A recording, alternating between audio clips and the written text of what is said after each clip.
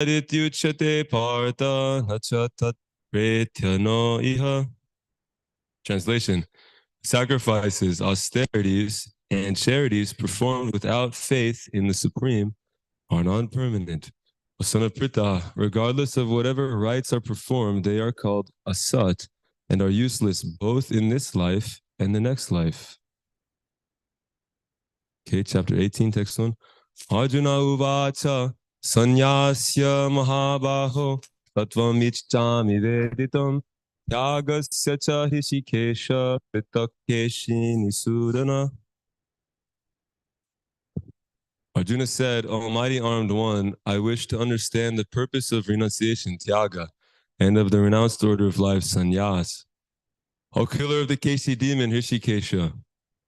Text 2, Shri Bhagavanu Vacha Kamyanam Karmanam Nyasam Sannyasam Kavayo Viduhu Sarva Karma Pala Tyagam Prahus Tyagam Vichakshanaha. Translation: the Supreme Lord said to give up the results of all activities is called renunciation, Tyaga, otherwise. And that state is called the renounced order of life, sannyasa, by the great learned men. Text 3, Tyadyam doshavadityeke karma prahur manishinaha yagyadana tapakarma natyadyam iti chapare. Translation: some learned men declare that all kinds of fruitive activities should be given up, but there are yet other sages who maintain that acts of sacrifice, charity, and penance should never be abandoned. Text 4, Nishchayam shrinume tatra tyage bharata satama Tyago hi purusha vyagra trividha samprakrititaha. Translation: O best of the Bharatas, hear from me now about renunciation. O tiger among men, there are three kinds of renunciation declared in the scriptures. Text 5, Yagyadana tapakarma natyacham karyameva tat Yagyodhanam tapaschaiva Pavanani manishinam. Translation: acts of sacrifice, charity, and penance are not to be given up, but should be performed. Indeed, sacrifice, charity, and penance purify even the great souls. Text 6. Etanya pitu karmani sangam takta palani cha kartavayaniti me parta nishchitamatam uttamam. Translation: all these activities should be performed without any expectation of result. They should be performed as a matter of duty. O son of Pritha, that is my final opinion. Last text, text 7. Niyatasya tu sannyasa karmano no pupadyate mohatasya parityaga stamasa parikirtitaha. Translation: prescribed duties should never be renounced. If by illusion one gives up his prescribed duties, such renunciation is said to be in the mode of ignorance. Okay, back to text 25, chapter 8. Chapter 17. Translation: one should perform sacrifice, penance, and charity with the word tat. The purpose of such transcendental activities is to get free from the material entanglement. Purport: to be elevated to the spiritual position, one should not act for any material gain. Acts should be performed for the ultimate gain of being transferred to the spiritual kingdom, back to home, back to Godhead. We would love to hear from Maharaj.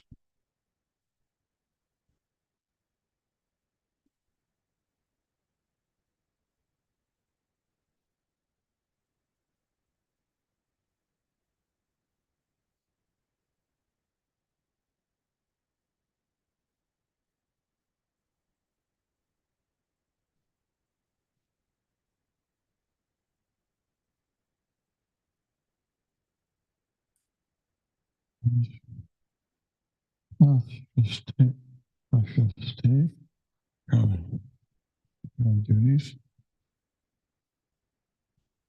Okay. Many duties, many activities, God made it. Purificatory. object for the ultimate salvation. Eliminate all such activities which only one can vibrate. And that's it. It's a body, dharma. Can you read this purport? That's 26, 27. The words pashaste, karmani, or prescribed duties indicate that there are many activities prescribed in the Vedic literature, which are purificatory processes beginning from the parental care up to the end of one's life. Such purificatory processes are adopted for the ultimate liberation of the living entity. In all such activities, it is recommended that one should vibrate Om Tat Sat. The words Sadbhave and Sadhu Bhave indicate the transcendental situation. One who is acting in Krishna consciousness is called Sattva, and one who is fully conscious of activities in Krishna consciousness is called Swarupa. In the Srimad Bhagavatam, it is said that the transcendental subject matter becomes clear in the association of the devotees. Without good association, one cannot achieve transcendental knowledge. When initiating a person or offering the sacred thread, one vibrates the words Om Tat Sat. Similarly, in all kinds of yogic performances, the supreme object Om Tat Sat is invoked. These words Om Tat Sat are used to perfect all activities. This supreme Om Tat Sat makes everything complete. Yeah. Well, explain. Om is a name from the Lord. It's a vibration, meaning the Lord. And Krishna is also. So there's really no difference between chanting Om or chanting Hare Krishna. But the impersonalists prefer to chant Om because they prefer to think of the Supreme as being impersonal, whereas devotees chant Hare Krishna preferably. But they also use Om Tat Sat. Right? So why use it? Because they're Om. It's purifying. Why use Hare Krishna? Why do we chant Hare Krishna? Why not chant something else? Chant Hare Krishna because it's purifying. It's the Lord's holy name. The completely pure sound vibration. That's why this whole part here is about chanting Om Tat Sat. Because they're auspicious words and they indicate the Supreme Personality of Godhead. Anything that indicates the Supreme Personality of Godhead is helpful for purification. It's like if some places you go, people use foul language. So it creates a certain vibration, certain atmosphere that is not very auspicious. Whereas these words are auspicious. Names of the Lord. So the devotees like to write songs, sometimes they just write the songs in the name of Krishna. It's like that. Yashomati Nandana Vajabaranagar Gokulanjalakana, with different names of Krishna. That's a wonderful song. Because Krishna's names are descriptive and poetic and purifying.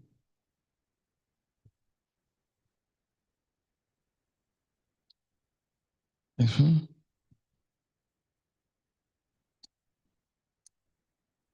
'28, 28 translation. But sacrifices, austerities, and charities performed without faith in the Supreme and are non-permanent. O son of Pritha, regardless of whatever rites are performed, they are called asat and are useless both in this life and the next. Report. Anything done without the transcendental objective, whether it be sacrifice, charity, or penance, is useless. Therefore, in this verse, it is declared that such activities are abominable. Everything should be done for the Supreme in Krishna consciousness. Without such faith and without the proper guidance, there can never be any fruit. In all the Vedic scriptures, faith in the Supreme is advised. In the pursuit of all Vedic instructions, the ultimate goal is the understanding of Krishna. No one can obtain success without following this principle. Therefore, the best course is to work from the very beginning in Krishna consciousness under the guidance of a bona fide spiritual master. That is the way to make everything successful. In the conditional state, people are attracted to worship demigods, ghosts, or yakshas like Kuvera. The mode of goodness is better than the modes of passion and ignorance. But one who takes directly to Krishna consciousness is transcendental to all three modes of material nature. Yeah, this accepting guidance of Brahma spiritual master is so important. Can't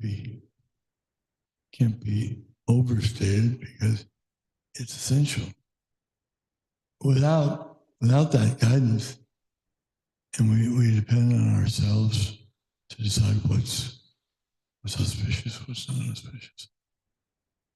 We think that it's auspicious if someone wins the lottery, bring him all kind of congratulations. We think it's something good if someone goes and gets a high degree in anthropology.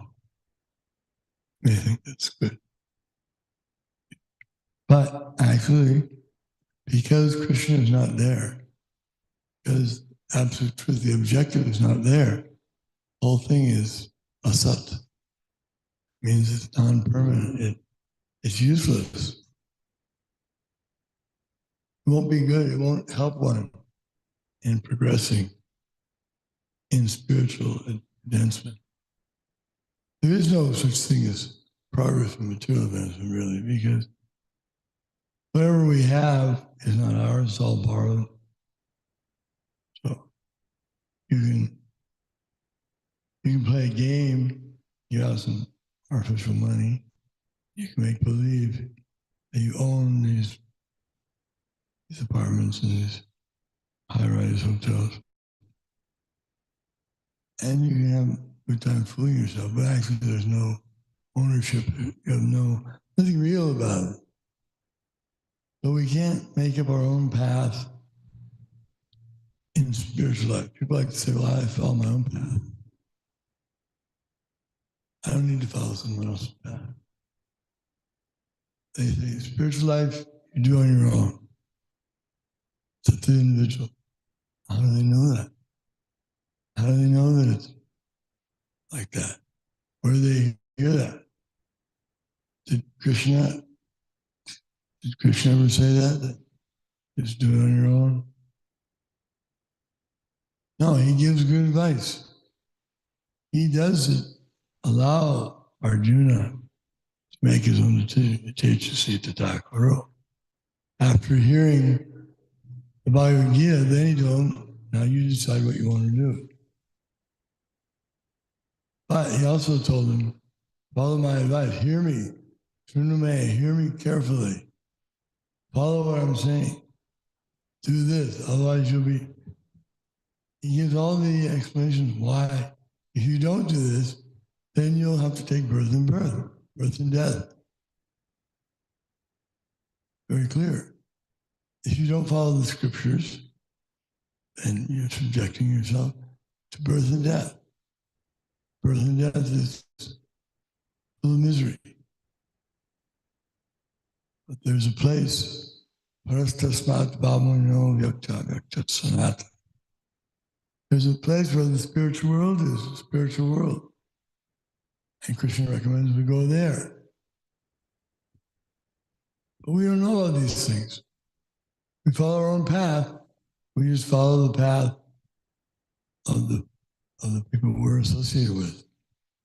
Follow the people of the path that we see on television or movies or in books.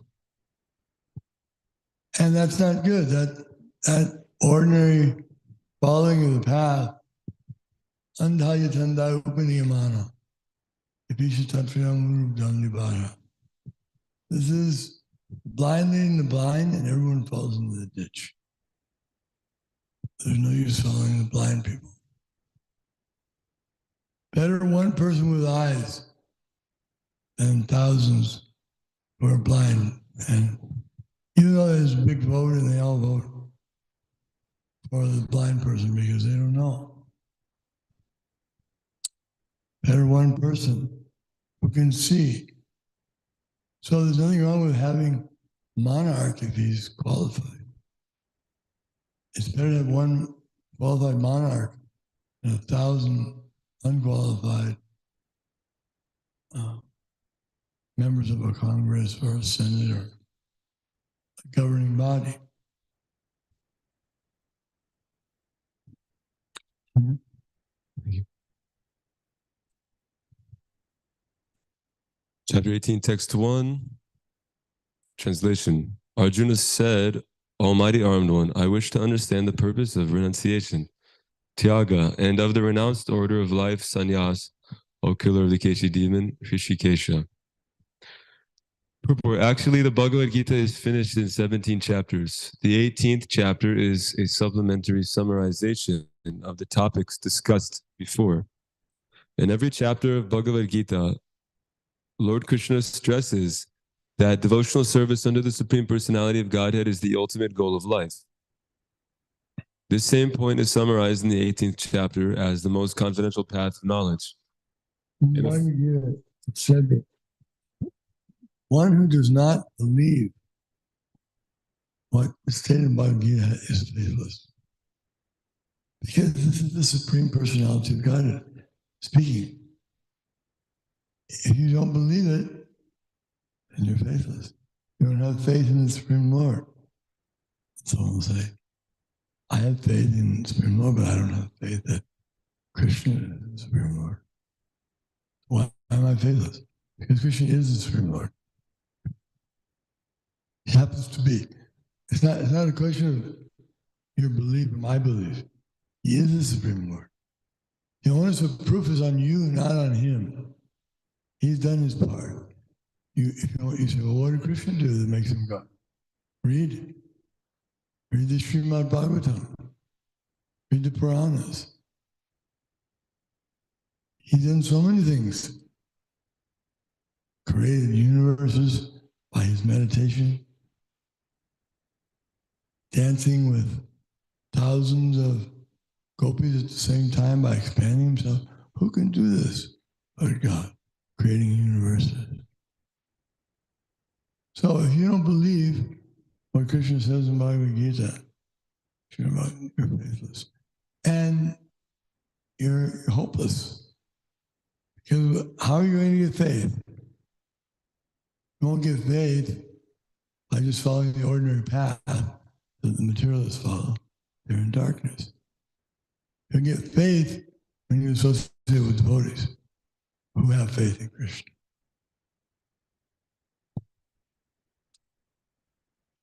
Yes, Krishna Prabhu.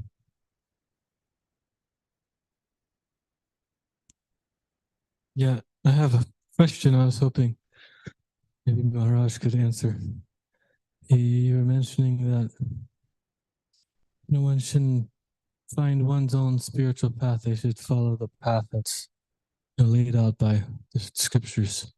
So what if somebody accepts that path, but they have their own idea of what to do? Like, I'm given a certain service, but I don't want to do the service because I feel like I could just read the Srimad Bhagavatam all day, and that's direct devotional service, whereas this other service might be like indirect service. Well, that's poor understanding on the Nephites' part. And the expert spiritual master will make the perfect adjustment. He may accept, he may say, yes, all right, studying Srimad Bhagavatam is fine. He knows that the neophyte will not be able to study Srimad Bhagavatam all the time. He'll sleep most of the time. But anyway, something's better than nothing. Or he may try to convince the neophyte that, no, you should do this other service because it's very well suited for you. It's very much needed. And the goal is to serve Krishna, bring everyone back to Krishna's lotus feet. You have a great opportunity to do that here. So many things. He can go on, and he may try to convince him that way. And if he convinces him, that's good. And if not, then the spiritual master will try to figure out another way to help. It's like the parents. If the child is lost, they don't just say, well, we checked the lost and thought it wasn't theirs. That's it. No, it's not it. Good parents will never give up. They'll keep searching.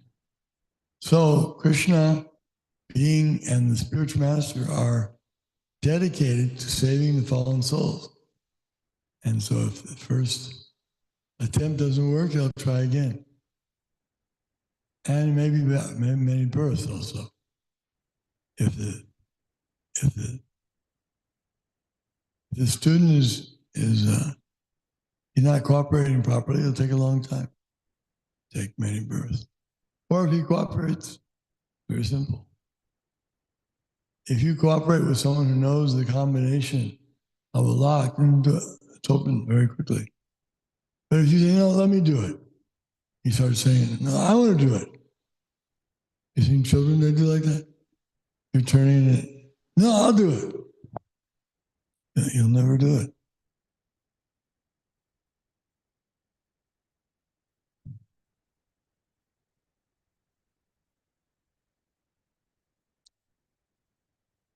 Yeah, we have two questions. So this one is for Spectre.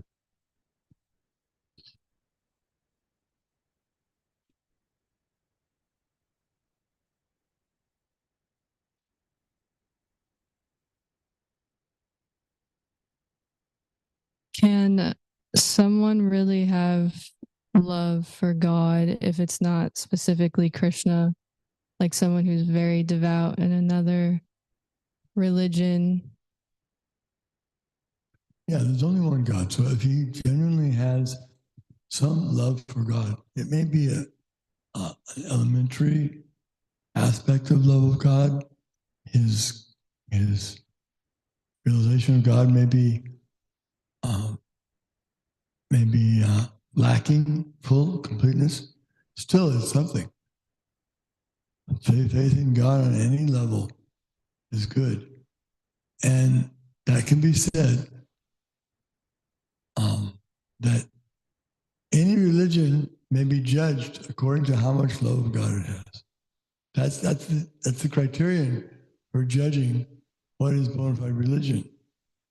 They say, well, what about other religion? If that religion, if the practitioners have developed love of God or are developing love of God, that's good religion. If they're more interested in loving dog than loving God, then what's the use? That you can have in other species. So real religion means love God. And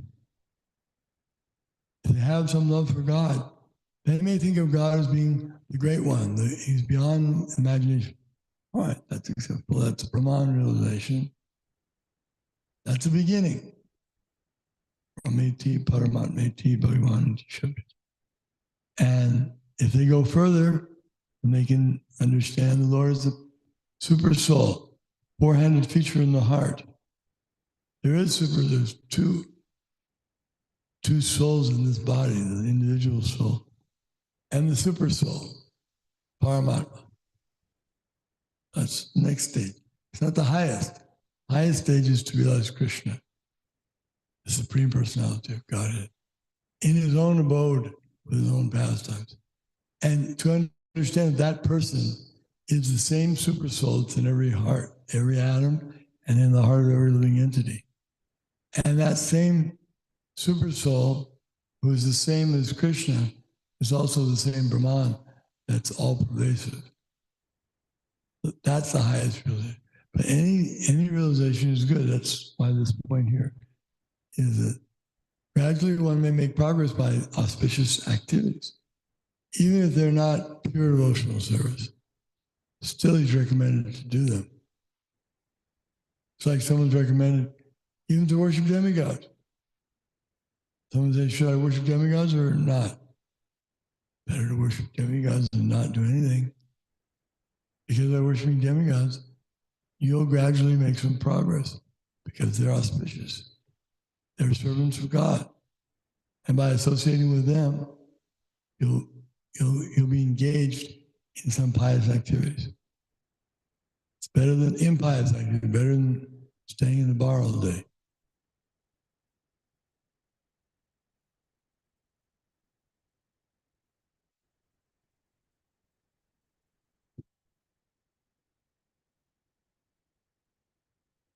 Prabhupada said when he came to America, he said, there's so many churches. He was very impressed. But there's so many churches in America. People they have some God consciousness. Of course, when he saw that the churches were being empty and they were being transformed into apartments or high-rise hotels or whatever they do with them, he wasn't very impressed with that. And that means they're losing their taste. And the hippies, he didn't see that as a very auspicious development because the hippies were both, in some ways, it became auspicious because of the Hare Krishna movement.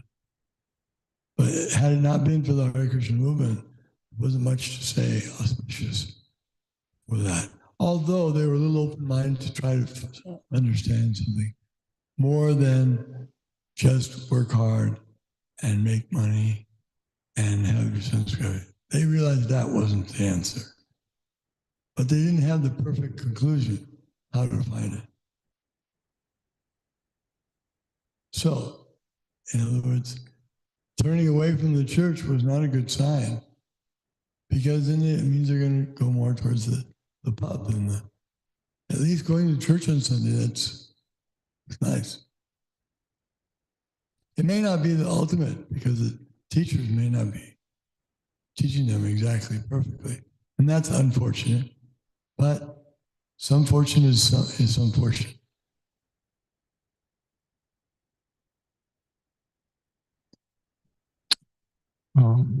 One might say that self-realization has the word self in it.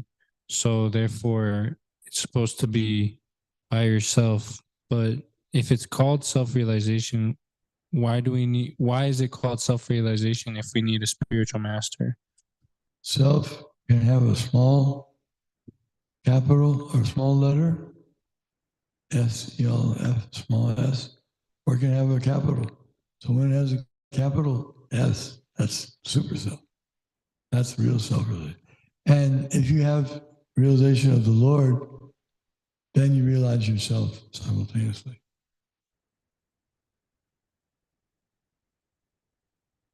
If you see the sun, then you see so many other things too. But if the sun's not visible in the sky for you to see, and you have a big flashlight, it doesn't do you any good. But if you can see the sun, that's real seeing.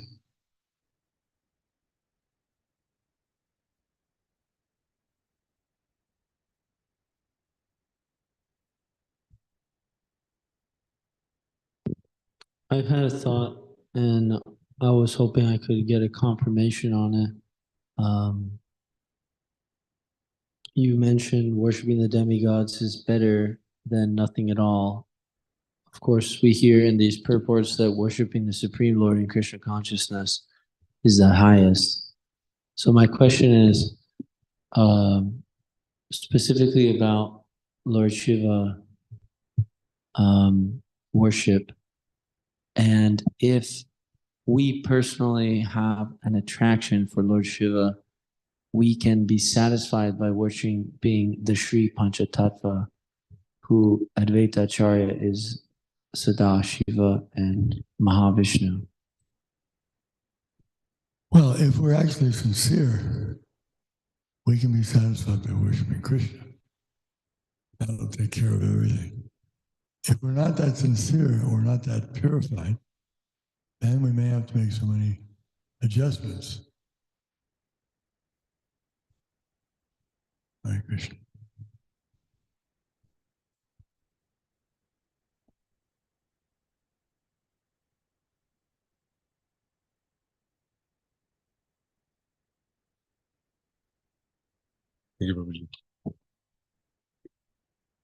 Thank you, Maharaj. Okay, so let's continue this purport.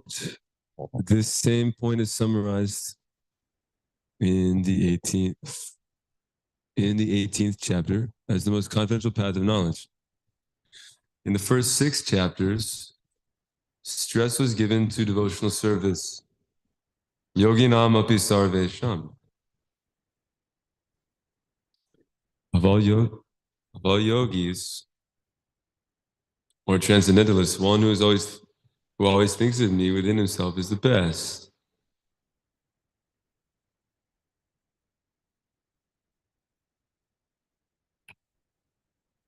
Yeah, the nice verse Maharaj mentioned. Vadanti tat tat vaviras tatvam yajnanam advayam brahmeti paramamiti bhagavaniti shabdyate. That list is given. The transcendentalists realize God in 3 features: for Brahman, Paramatma, and Bhagavan. And that Om, that name Om, is synonymous with Brahman, but ultimately Brahman is just an impersonal realization of Bhagavan, Krishna. So Krishna says in the Bhagavad Gita, Pranava Sarva Vedeshu, that he is the Om.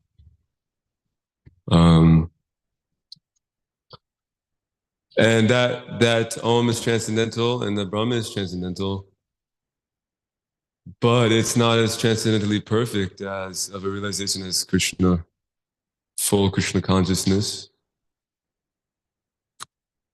There's so much variety in that. It's an Advayam, is that it's non-dual. God is absolute, non-dual, but at the same time, that doesn't mean that he's devoid of his qualities or what makes him distinct, because there's unlimited variation. So he's got so many energies and he has so many personal qualities, unlimited personal qualities. So simultaneous oneness and difference. But from Brahman up to Paramatma and then Bhagavan, there's so many nice variations you have beyond the Brahman effulgence. You do have Mahesh Dham, which is the abode of Sadashiva and his eternal form. And he's actually a pastime avatar of Lord Krishna.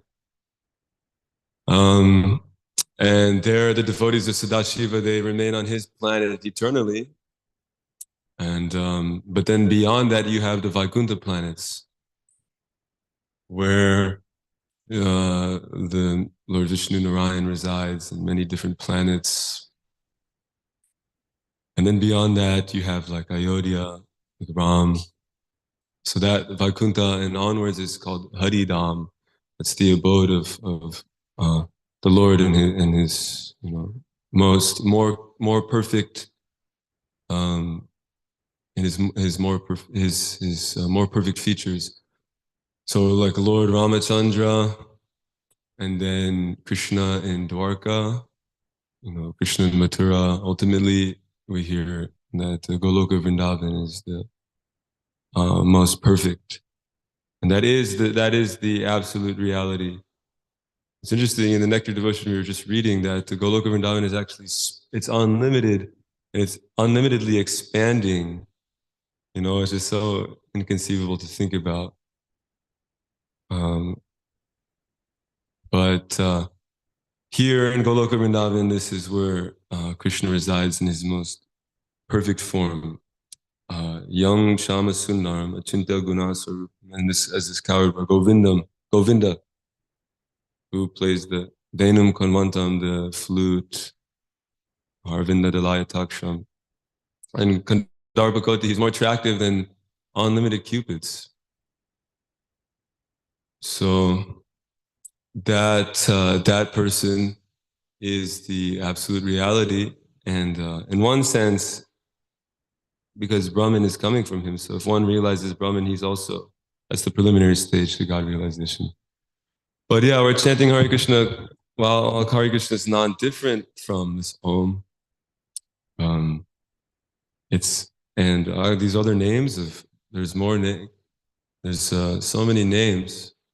Rama, and Vishnu has so many different names. Mukunda. All these names are transcendental, but it's considered that these names of Krishna, Hare Krishna, this mantra, these names are most perfect. So we're chanting these names. And we're developing our love of God to the topmost realizations. So let's see, let's go on. A few more minutes. Keep reading. Text 2. The Supreme Lord said to give up the results of all activities. The Supreme Lord said to give up the results of all activities is called renunciation, tyaga by the wise. And that state is called the renounced order of life, sannyasa, by great learned men. The performance of activities for results has to be given up. This is the instruction of Bhagavad Gita. But activities leading to advanced spiritual knowledge are not to be given up. This will be made clear in the next verse. There are many prescriptions of methods for performing sacrifice for some particular purpose in the Vedic literatures. There are certain sacrifices to perform to attain a good son or to attain elevation to the higher planets. But sacrifices prompted by desires should be stopped. However, sacrifice for the purification of one's heart or for advancement in the spiritual science should not be given up. Text 3, translation.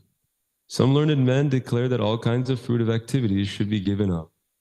There are yet other sages who maintain that acts of sacrifice, charity, and penance should never be abandoned. There are many activities in the Vedic literatures which are subjects of contention. For instance, it is said that an animal can be killed in a sacrifice, yet some maintain animal killing is completely abominable. Although animal killing in a sacrifice is recommended in the Vedic literature, the animal is not considered to be killed. The sacrifice is to give a new life to the animal. Sometimes the animal is given a new animal life, after being killed in the sacrifice. And sometimes the animal is promoted immediately to the human form of life. But there are different opinions among the sages. Some say that animal killing should be always avoided, and others say that for specific sacrifice, it is good. All these different opinions on the sacrificial activity are now being clarified by the Lord himself. There's a nice verse, I don't know the Sanskrit, I don't, well, anyways, a nice phrase that essentially the ocean can serve the purpose of all the smaller wells. So whatever purpose is served by the small wells, the ocean can satisfy that purpose. Krishna says to abandon all varieties of religion and surrender unto him exclusively. And that's pure devotional service.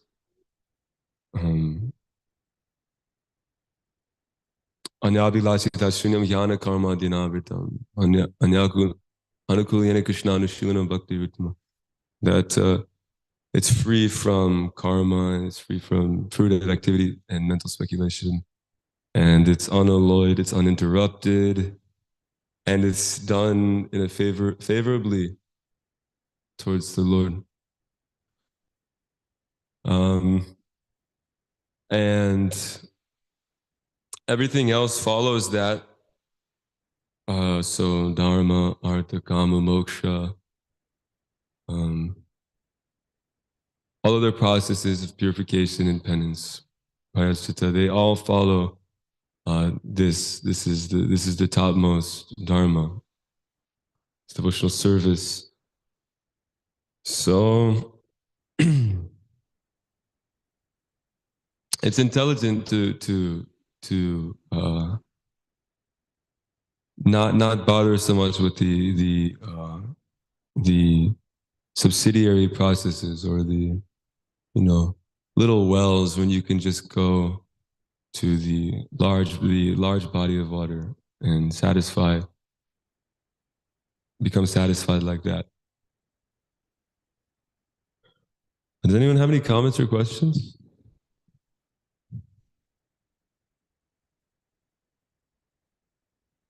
Let's say it, Prabhu, please. yesterday when I was reading the Gita, we covered the topic that I ended on about one of the austerities of the mind, be satisfied or serenity. So I was thinking, and like, it's nice to say, to always, be satisfied, but sometimes life presents difficult situations. But I was thinking about Srivas Thakur, Lord Chaitanya, and all of his associates were having kirtan at Srivas Thakur's house, and Srivas Thakur's son died. He was like sick in the back room and he died, and all the Matajis were there and they were like disturbed. And then Srivas found out about it and he was chastised them. Like, don't let Lord Chaitanya find out about this. I don't want to mess up his Sankirtan, the bliss and ecstasy that he's feeling. So Srivas Thakur had his son die, but he didn't want to let that distract from, the rasa of the service of pleasing the Lord and, helping the Lord as a devotee, serve the Lord. But I was just thinking about that in connection to like, always being satisfied. That's like a good pastime to meditate on, because it's crazy, imagine, your best friend dies, and even though we're living here and we know we're not our body, or we hear it at least, but our parents die, how do we feel? It's kind of a big moment. Or our parents have died and, it has an impact on us. But Srivas Thakur, like his son died, he's just like, oh, Lord Chaitanya, find out. Keep the kirtan going. So that's just a thought that I had earlier. Hare Krishna. Hi. Yeah. Yes, Prabhu. There's a letter that I found recently. It's from Melbourne, 19th May, 1975. So Prabhupada is writing to Cantonsville, Maryland, to his student Shrutadeva Das. So Shrutadev, Prabhu gave a report, a Sankirtan report, and Prabhupada was pleased with that. And he says, by doing this business, you are all becoming recognized by Krishna. So we're cumulatively working to spread this knowledge about Krishna, which is important. That's our business.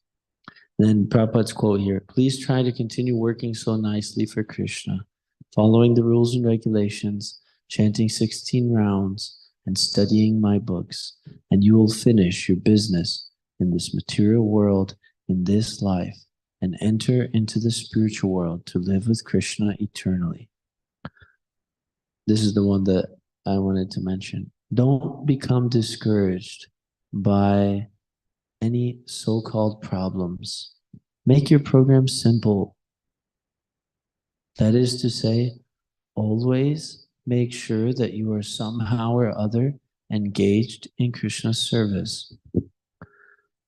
And the best service is preaching or engaging others in Krishna's service. So continue in this way and be happy. Your ever well-wisher, A.C. Bhaktivedanta Swami.